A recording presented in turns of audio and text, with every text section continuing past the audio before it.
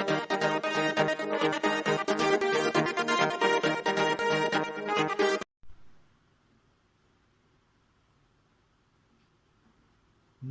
Students, मैं तौफीक खान आपका अपनी इस केमिस्ट्री की क्लास में बहुत बहुत स्वागत करता हूं। बच्चों, जैसे आपको पता है कि हम लोगों ने पिछली लास्ट क्लास पे हेलो एल्केन की कुछ बेसिक चीज़ें पढ़ी थी। उसी के क्रम में अब हम आगे बढ़ेंगे और आगे बढ़ेंगे जो हमारा अगला टॉपिक होने वाला है वो है सी एक्स आबंध की प्रकृति। सी एक्स आबंध की प्रकृति यानी कार्बन और हैलोजन, हैलोजन यानी फ्लोरीन, क्लोरीन, ब्रोमीन, आयोडीन, इनके बीच में, कार्बन के बीच और हैलोजन के बीच जब ये बंध बनता है तो उसी का नेचर हमको देखना है, उसी की प्रकृति हमको पढ़नी होगी। ठीक है, तो इसी को हमको पढ़ना है और इसी को हम स्टार्ट करते हैं। बच्चों, मैं आपसे थोड़ा सा कुछ बातें स्टार्ट करूंगा। वीडियो को पूरा देखें, क्योंकि अगर आप थोड़ा सा देख के रह जाते हैं तो आपको लगता होगा कि यार समझ में नहीं आ रहा। डरे नहीं, अभी क्लास स्टार्टेड है। मुझे पता है कि आप लोग बेसिक बहुत कम पढ़े हैं या आपकी जानकारी उतनी नहीं है, किसी कारणवश वो आपकी स्टडी छूट गई है, परंतु मैं जो आपको यहाँ पे स्टडी करा रहा हूँ वो बहुत ही एडवांस लेवल, बेसिक से लेके एडवांस पर आप जाएंगे, ताकि आप अपना होम एग्ज़ाम, अपना बोर्ड एग्ज़ाम और अपना नीट या जेई जैसी भी तैयारी करते हैं उसके लिए बेटर होंगे, बेस्ट होंगे। उसी के हिसाब से हम तैयारी करें। बट हाँ, एक चीज़ सबसे इम्पोर्टेंट है बच्चों, मैंने आपसे कहा मेरे जितने भी व्यूवर्स हैं वो हमारे स्टेट से यानी उत्तर प्रदेश से हैं, कुछ बाहर के स्टेट से भी हैं, कुछ हमारे ज़िले के हैं तो कुछ दूसरे ज़िले के हैं। निश्चित तौर पर बहुत से बच्चे हैं, उन्होंने आज भी मुझे कमेंट किया कि सर आपकी अगली वीडियो कब आएगी। मुझे बहुत ही उत्साह हुआ कि उन्होंने मेरी वीडियो पर रुचि दिखाई। मैं हर बच्चों से कहूँगा कि हर बच्चा कम से कम 30 सब्सक्राइबर जरूर कर ले बच्चों, क्योंकि जितने जल्दी हमारे सब्सक्राइबर बढ़ जाएंगे, 1000 हो जाएंगे, तो हम और आप क्या लाइव क्लासेस पर आना शुरू कर देंगे। लाइव क्लास का क्या फ़ायदा होगा, मैं आपको कभी भी एक दिन पहले टाइम दे दूंगा कि बच्चों हमारी क्लासेस 8 बजे चलनी है, 7 बजे चलनी है, 6 बजे चलनी है। मैं आपको एक टाइम दे दूंगा, उस दौरान हम लोग सीधे लाइव आएंगे। जो भी आपको परेशानी होगी आप कमेंट बॉक्स पर लिखेंगे, तुरंत मैं आपका उसको उत्तर दूंगा। आप बेहतरीन ढंग से समझ पाएंगे, फ्री ऑफ कॉस्ट, जिसकी कोई भी मनी नहीं आपको पैड करनी होगी। तो बस मैं आपसे यही कहूँगा कि आप जितनी जल्दी से जल्दी कुछ अपने लिए कीजिए, मेरे लिए नहीं, अपने लिए कीजिए। हर बच्चा अगर ये कोशिश करेगा कि मैं 30 सब्सक्राइबर जोड़ दूं तो निश्चित तौर पर जल्दी ही सब्सक्राइबर गेन हो जाएंगे और हम और आप लाइव क्लास अटेंड करने लगेंगे। इस चीज़ को अपने दिमाग पर रखें, कुछ पाना है तो कुछ कर भी दीजिए। ठीक है, चलें हम लोग पढ़ते हैं सी एक्स संबंध की प्रकृति के बारे में पढ़ेंगे। तो सी एक्स, सी को बोलते हैं बच्चों कार्बन, और एक्स के बारे में कल हम लोगों ने पूरी डिटेल पढ़ी थी। ठीक है, तो अब हम बात करते हैं, जैसे सी किसी के साथ बंध बनाया है। मान लीजिए स्टार्टिंग करते हैं फ्लोरीन के साथ, सी ने बंध बनाया क्लोरीन के साथ, ब्रोमीन के साथ, ऐसे बंध बनेगा। तो इसके बीच के आबंध की प्रकृति क्या होगी, कैसा बंध बना है? तो ध्यान दें, पहली बात, नॉन मेटल और नॉन मेटल के बीच जितने भी बंध बनते हैं वो सब के सब कोवेलेंट बॉन्ड यानी सह संयोजी बंध कहलाते हैं। बात क्लियर? तो सहसंयोजी बंध के लिए क्या होना चाहिए? दोनों परमाणुओं का अधातु होना चाहिए। तो बच्चों कार्बन भी अधातु है और फ्लोरीन भी अधातु है, ये भी अधातु है, ये भी अधातु है। बात आप समझ गए, ये पार्ट तो पूरा ही अधातु है, इसमें कोई दो राय नहीं है। और कार्बन भी अधातु है और इनके बीच जो बंध बनेगा तो ये बंध कैसा होगा? Cb covalent bond. तो आप बोलेंगे कार्बन और हैलोजन के बंध कैसा बंध बनता है? कोवेलेंट बॉन्ड यानी सहसंयोजी बंध बनता है। अब बारी आई और डीपली चलते हैं, कोवेलेंट बॉन्ड यानी सहसंयोजी बंध का कौन सा प्रकार? सह संयोजी बंध, क्योंकि दो प्रकार के हैं। एक बंध है ध्रुवी बंध और एक है अध्रुवी बंध। तो कैसा बंध है भाई ये, ध्रुवी है कि अध्रुवी है? कंडीशन समझे, ध्रुवी बंध के लिए कंडीशन है कि जो दोनों अधातुएं होंगी वो समान नहीं होंगी। जैसे मैंने कार्बन कार्बन बनाया तो ये समान है, इसके बीच का ये बंध कभी भी ध्रुवी नहीं हो सकता। ध्रुव का मतलब एक पोल आएगा, एक चार्ज आएगा, भी उस पर हम लोग डिस्कशन करेंगे। ठीक है, ध्रुवी बंध कब बनेगा? जब दोनों परमाणु समान नहीं बल्कि विसमान है। अगर क्लोरीन के कार्बन के साथ यहाँ पर मैं क्लोरीन जोड़ दूं तो ये दोनों अधातु एक दूसरे से भिन्न भिन्न है, तो निश्चित तौर पर कैसा बंध, ध्रुवीय सहसंयोजी बंध, ध्रुवीय सहसंयोजी बंध। इसके विपरीत अध्रुवी कब बनता है, जैसे मैंने कहा Cl दो बॉन्ड दे दिए, ये भी अधातु ये भी अधातु, इसके बीच जो बंध बना है बच्चों ये सहसंयोजी तो है, इसमें कोई दो राय नहीं, परंतु कैसा है, अध्रुवीय, अध्रुवीय है। अब बात करते हैं ये ध्रुव कैसे आया। ठीक है, आपको पता है क्लोरीन ने कार्बन के साथ इलेक्ट्रॉनों की साझेदारी की है और ये इलेक्ट्रॉन अब बीचों बीच न रहकर थोड़ा सा क्लोरीन की तरफ शिफ्ट हो जाएगा। उसका कारण ये है क्योंकि क्लोरीन अधिक ऋण विद्युतीय है, पीछे हम लोगों ने पढ़ा, तो ये थोड़ा सा इलेक्ट्रॉन अपनी ओर खींच के चलता है, तो इलेक्ट्रॉन को अपनी ओर प्राप्त कर लेता है, तो इसीलिए क्लोरीन पर थोड़ा सा आंशिक रूप से माइनस और इस कार्बन पर थोड़ा सा आंशिक रूप का धन आवेश आ जाता है, क्योंकि इससे इलेक्ट्रॉन थोड़ा सा दूर चले गए हैं, इसलिए धन गरीब हो गया भैया। इसके बाद ये क्लोरीन और ये क्लोरीन दोनों समान हैं, तो इन्होंने पहले इलेक्ट्रॉनों की साझेदारी करके बंध तो बनाया, लेकिन जब ये क्लोरीन खींचने लगता है इलेक्ट्रॉनों को अपनी ओर तो ये भी खींचता है, रिजल्ट दोनों की शक्ति बराबर है, तो इलेक्ट्रॉन कोई नहीं खींच पाता, तो बीचों बीच रहता है, तो ना खींच पाता है, ना इससे दूर हो पाता है यानी इससे जा पाता है, तो ना ऋण का चिन्ह आता है ना ही धन का चिन्ह आता है, कोई चिन्ह नहीं आता। यही है अध्रुवी पॉइंट। ध्रुवी यानी कि दो एटम या दो परमाणुओं के बीच इलेक्ट्रॉनों का खिंचाव, ठीक है, यानी कोई परमाणु जब खींचेगा तभी ध्रुवी बंध बनता है, ये चीज आप याद रखेंगे। ठीक है, इतनी बात आपको क्लियर हुई होगी, इतना आप स्क्रीनशॉट लें, फिर आगे बढ़ते हैं। चलिए आगे बढ़ते हैं। अब ये जो C और X के बीच बंध बना, आप जान गए ध्रुवीय सहसंयोजी बंध है। अब हम बात करते हैं CX के बीच संकरण कैसा है। चलिए, संकरण क्लास 11th में था। संकरण के प्रकार आपको याद रखना है, sp, sp2, sp3, sp3d, sp3d2। ठीक है, ये संकरण है बच्चों, ध्यान दें, ये s कक्षक है, ये p कक्षक है, एक s और एक p मिलकर समान ऊर्जा के दो नए ऑर्बिटल बनाता है। एक s दो p के मिलकर समान ऊर्जा के तीन ऑर्बिटल, एक s और तीन p के समान ऊर्जा के चार। देख रहे हैं क्या जुड़ रहा है, एक s का कक्षक एक p का कक्षक हो गया दो, एक s के कक्षक दो p के कक्षक मिलकर हो गए तीन। देख रहे हैं ना, एक ये दो ये तीन, एक ये तीन ये तो चार, ऐसे आप उसको जोड़ लेंगे। ठीक है, तो आगे हम लोग देखें, संकरण निकालना है हमको, C और X के बीच में संकरण कैसे निकालना। तो मैं आपको लिखता हूं CF, CCl, CBr, CI, इसको लिखा है ना, इसका आपको संकरण निकालना है। इसके साथ आप लिखते हैं CH3। H3 क्यों लिखा गया, क्योंकि कार्बन 3 बार बॉन्ड बनाता है, इसलिए 3 हाइड्रोजन और लिए, ये इधर इसके लिए और इधर इसके लिए, ऐसा हम लोगों ने बनाया। अब मैं एक स्ट्रक्चर आपको बना के दिखाता हूँ इसका। CH ऐसे बने हुए हैं और F ने किसके साथ बॉन्ड बनाया है, C के साथ। तो बच्चों ये हैलोजन जिस कार्बन से जुड़ा है उस कार्बन का संकरण निकलेगा। ये हैलोजन जिस कार्बन से, इस कार्बन से, जिस कार्बन से, बहुत सारे कार्बन हो सकते हैं लेकिन जिस कार्बन से जुड़ा होगा उसी का संकरण निकालेंगे। संकरण निकालने के लिए आपको करना क्या होगा, सिग्मा बंध गिनने होंगे। किसके, उस कार्बन के।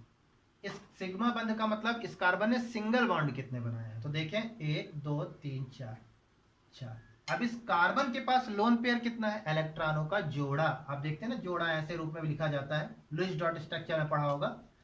कितने हैं, तो आप देख रहे हैं 4 बंध हो, 4 इलेक्ट्रॉन बाहरी कक्ष में होते हैं, चारों के चारों शेयरिंग में लगे हुए हैं, तो लोन पेयर क्या है 0, टोटल मिलाकर 4। देखें किसमें 4 फंसा, आप बोलेंगे सर sp3। तो बच्चों इस कार्बन का जो ये संकरण है वो sp3 प्रकार का संकरण है। चैन कैसी थी, खुली चैन थी। कैसी, खुली, है ना, खुली श्रृंखला थी, एलिफेटिक संरचना थी। तो ध्यान से देखें, ये F C के साथ जुड़ गया, कोई परेशानी नहीं, sp3 संकरण, हमको ये पता चल गया।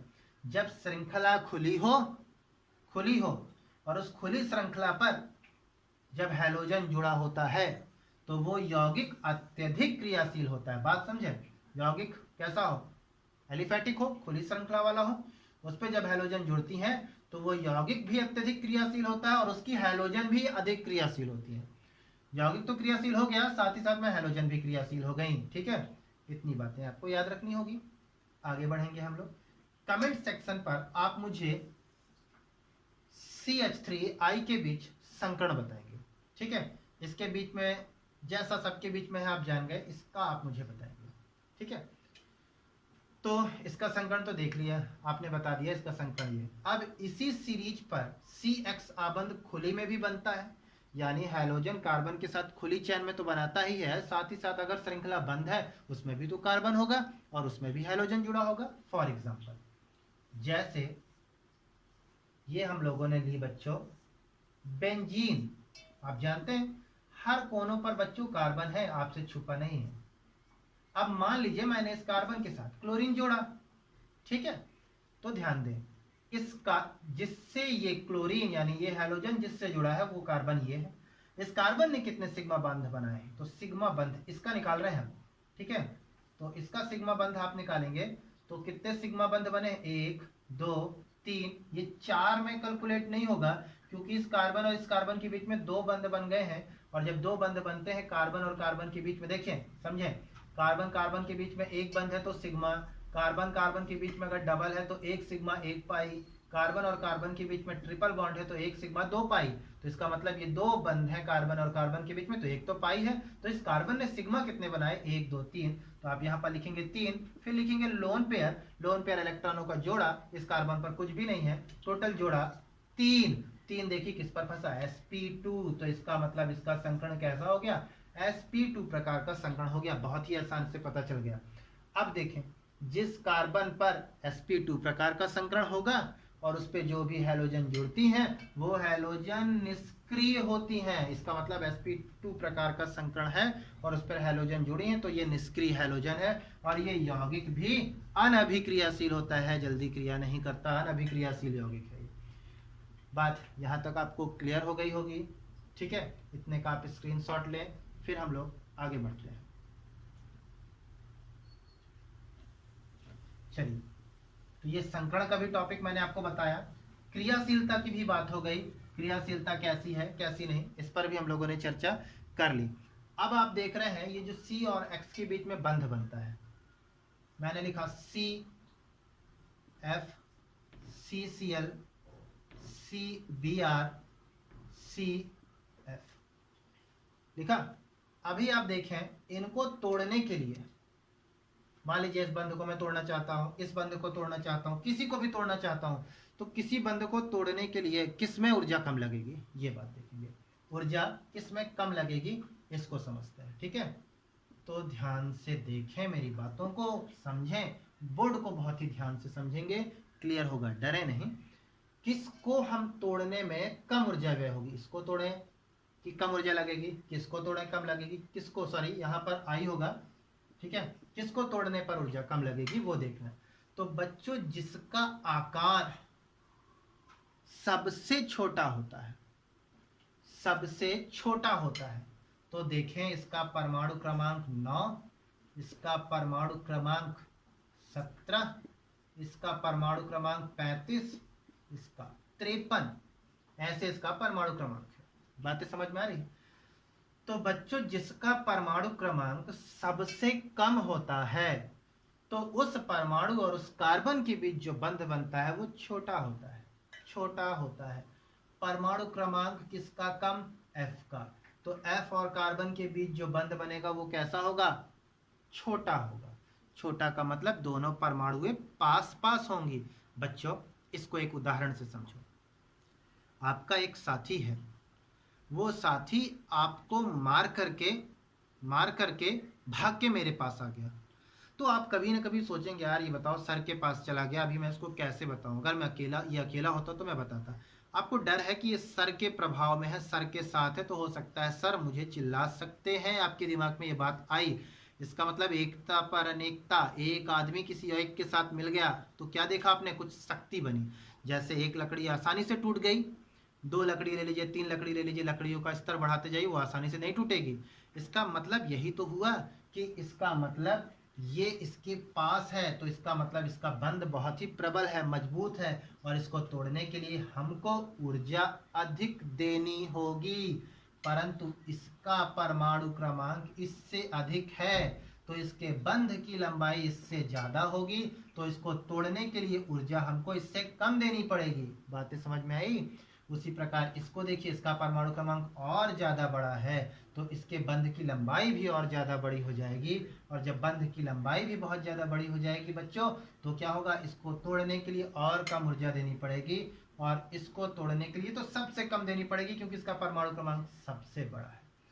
तो क्या लिखेंगे? आपसे अगर पूछा जाए कि CX जो आबंध बनता है उनमें किस हैलोजन और कार्बन के बीच जो बंध बनता है उसको तोड़ने में ऊर्जा सबसे कम किस पर लगती है? तो सबसे कम ऊर्जा बच्चों इस पर है ना, सबसे कम ऊर्जा इस पर लगेगी। फिर इसके बाद किस पर कम ऊर्जा लगेगी? इस पर लगेगी, है ना। फिर किस पर सबसे कम? इस पर। फिर इस पर। बात समझ गए होंगे। इसको तोड़ने के लिए हमको सबसे कम ऊर्जा देनी होगी, है ना, और टूट जाएगा। फिर इसको CI से ज्यादा ऊर्जा देना होगा, ज्यादा देना होगा। फिर CCl, इसको तोड़ने के लिए हमको जो ऊर्जा देनी होगी वो इससे कम देनी होगी, परंतु इससे ज्यादा देनी होगी। बात अगर ऐसे नहीं क्लियर हो रही है तो दूसरे हिसाब से आप समझें। ये बात तो क्लियर हो गई, जिसका परमाणु क्रमांक सबसे छोटा, तो उस हैलोजन और उस कार्बन के बीच बंध बहुत कम होगा, छोटा होगा। तो ये सबसे कम है ना, तो इसको तोड़ने के लिए ऊर्जा सबसे ज़्यादा देनी पड़ेगी। तो आपसे एक लाइन पर पूछा जाएगा सबसे कम ऊर्जा किसको देनी होती है, तो सबसे कम ऊर्जा इसी को देनी होती है। इनके बीच जो बंध बनता है तो इसके बंध की लंबाई बहुत अधिक होती है, जिसको तोड़ने के लिए हमको ऊर्जा कम देनी होती है। उसके बाद सबसे अधिक ऊर्जा किसको देनी होती है? C और F। इसके बंधन को, यानी इस बंधन को तोड़ने के लिए हमको बहुत अधिक ऊर्जा देनी होती है। उसका कारण क्या है? क्योंकि इसका परमाणु जो है वो छोटा होता है, और छोटा होने के कारण इसकी जो घनिष्ठता है, यानी कह दीजिए ये बहुत पास पास होते हैं अपेक्षाकृत बाकी सबके। ठीक है, तो इसका उत्तर क्लियर हो गया आपको। एक ऐसा भी देख सकते हैं, परमाणु क्रमांक के हिसाब से आप देखकर बता दिए कैसा बंध बड़ा है और कैसा छोटा है। ठीक है, अब इसी को मैं दूसरे तरीके से बताऊं, एक और तरीका, जैसे CF, CCl, CBr, CI, इनके बीच बंध बना है, तो आप कैसे बता देंगे कि बंध बड़ा है कैसा छोटा? देखिए, करना क्या होता है बच्चों, दोनों की ऋण विद्युता घटानी होगी। ऋण विद्युता इसकी होती है, इसकी ऋण विद्युता का मान होता है 2.55, इसकी ऋण विद्युता होती है 3.98। ये सर 2.55, 3.98 कहाँ से लिखे बच्चों? ये उस परमाणु की ऋण विद्युता की वैल्यू है। ऋण विद्युता का मान कैसे निकलता है? इसके लिए एक स्केल बनी हुई है, उस स्केल का नाम है पाउलिंग स्केल, और एक और स्केल है जिसका नाम है मुल्किन जफे, परंतु मुल्किन जफे उतनी प्रचलित नहीं है। लीनियस, ठीक है, एक वैज्ञानिक थे लीनियस पाउलिंग, उन्होंने एक स्केल खोजा जिसका नाम था पाउलिंग स्केल। ठीक है, लीनियस पाउलिंग नाम के एक वैज्ञानिक, लीनियस पाउलिंग नामक जो वैज्ञानिक थे, उन्होंने वो स्केल खोजी, उसका नाम था पाउलिंग स्केल। वो पाउलिंग स्केल से किसी परमाणु की ऋण विद्युता यानी इलेक्ट्रॉनों को खींचने की शक्ति नापी गई। ठीक है, तो ये इसकी हो गई। फिर ये इसकी होती है 3.16, इसकी होती है 2.96, इसकी होती है 2.66। ठीक है बच्चों, अब करना क्या होगा आपको? ये भी 2.55 है, ये भी 2.55 है, ये भी 2.5 है, क्योंकि कार्बन के लिए सब में तो सेम होगा। ठीक है, तो अब आपको करना क्या होगा? इसकी ऋण विद्युता को घटा लीजिए, तो आपको घूर्णकता पता चल जाएगी। घूर्णकता, ठीक है, क्या पता चल जाएगी? घूर्णकता। और जिसकी घूर्णकता सबसे ज्यादा होगी, जिसकी घूर्णकता सबसे ज्यादा होगी, उन्हीं दो परमाणु के बीच का बंध सबसे छोटा होगा। दो परमाणुओं की ऋण विद्युता घटा लीजिए, घटाने के बाद आपको ध्रुवणकता, ठीक है, ध्रुवणकता पता चल जाएगी। और जब आपको ध्रुवणकता पता चल जाएगी तो जिसकी ध्रुवणकता सबसे ज्यादा होगी तो उन्हीं के बीच का बंध सबसे छोटा होगा। ये फैक्टर याद रखना है।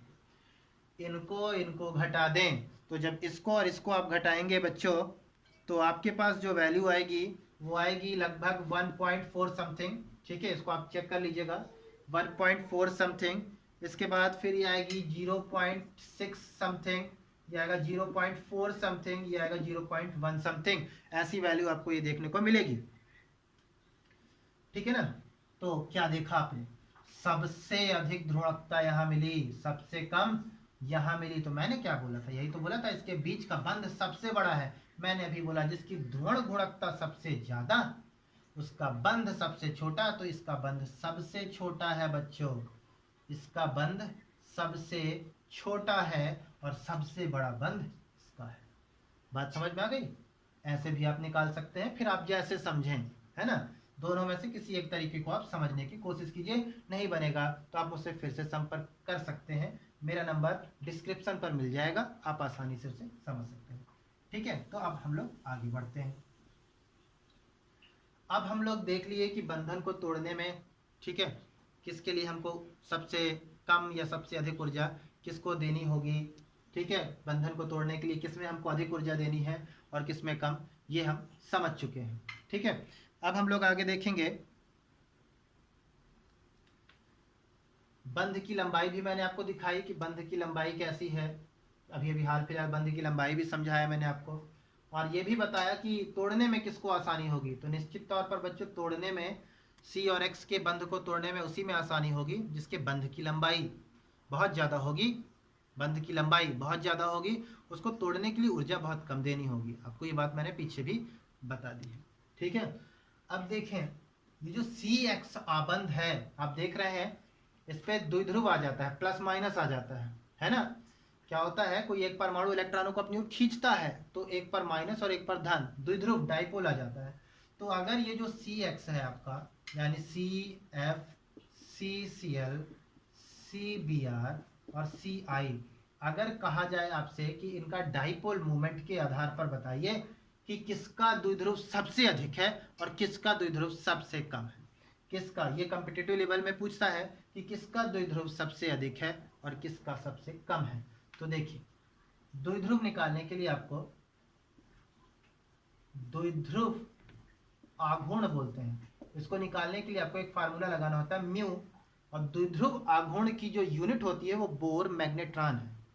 Mu is equal to q into r, जहां पर बच्चों ये क्यू जो होता है ये परमाणु का आवेश है और ये आयनों के बीच की दूरी है। ये आवेश किस पर निर्भर करता है, विद्युत ऋणात्मकता पर, विद्युत ऋणात्मकता पर, और ये आयनों के बीच की दूरी, दो परमाणुओं के बीच, यानी बंध की लंबाई बोल दीजिए सीधा सीधा, बंध की लंबाई। इसी दो आधार पर हम इनके बीच का द्विध्रुव निकालते हैं। तो मैं अभी डायरेक्ट वैल्यू लिखे देता हूं। ठीक है, मैं आपको अगली क्लास पर, जब हमारी नेक्स्ट क्लास आएगी डाइपोल मोमेंट की, क्लास 11th पे आने वाली है, बहुत ही जबरदस्त, उसमें मैं आपको इसको बहुत ही डीपली, लगभग ये 40 मिनट इस पे जाएंगे, इसको मैं आपको बहुत आसानी से विस्तृत ढंग से पढ़ा दूंगा। अभी फिलहाल आप देखें इसको। ठीक है, चलिए इसको अगर हम समझने की कोशिश करते हैं, C और F इसी पर इसके हिसाब से निकलता है। तो इसकी जो वैल्यू है वो है आपकी C और F, इसके बीच की जो वैल्यू है बच्चों वो है आपकी 1.84, और इसकी जो वैल्यू होती है वो आपकी वैल्यू है 1.86 है, और इसकी जो वैल्यू है 1.83 आती है, और इसकी 1.64 समथिंग आती है। ये इसकी वैल्यू है। ठीक है, तो यदि इसकी वैल्यू की हम लोग बात करें बच्चों, तो आप देख रहे हैं C और Cl के बीच का ये जो डाइपोल मोमेंट आया है इस फार्मूले के आधार पर, वो सबसे अधिक है। तो इसीलिए हम बोलेंगे सबसे अधिक किसका होता है, सबसे अधिक किसका है, CCl का सबसे अधिक ज्यादा है द्विध्रुव आघूर्ण।